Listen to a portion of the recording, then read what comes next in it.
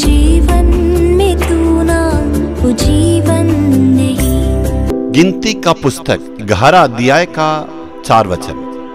फिर जो मिली जुली भीड़ उनके साथ थी वह कामकता करने लगी और इस्राएली भी फिर रोने और कहने लगे कि हमें मांस खाने को कौन देगा।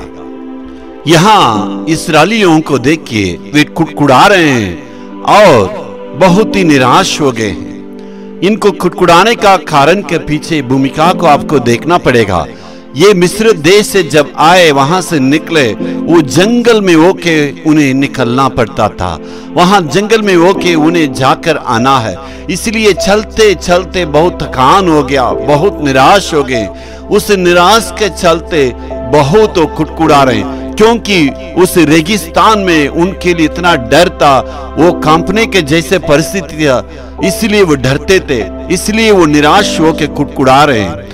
और वो कुड़कुड़ाने का दूसरा कारण देके उनको परमेश्वर ने खिलाया पिलाया और सब कुछ मिला, मन्ना मिला।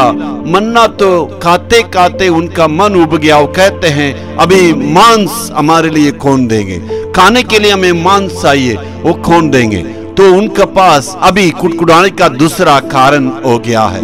इसका कारण क्या है? वे परमेश्वर के ऊपर जो विश्वास रखे थे, उस विश्वास में धीरे धीरे उनकी कमियां आ गई है, यानी संदेह करने लगे। संदेह करने के चलते उनका जीवन में कुड़कुड़ाहट आ गया है। दूसरा कुरिन्थियों 5 अध्याय का 6 वचन में पौलुस क्या कहता है? हम दर्शित करके या हमें किसी दृश्य को देख के आगे नहीं बढ़ते हैं, विश्वास से हमें आगे बढ़ते हैं। आपका जीवन में विश्वास से आगे बढ़ने के लिए हमें निर्णय होना चाहिए, हमें विश्वास से आगे बढ़ने की कदम उठाना चाहिए।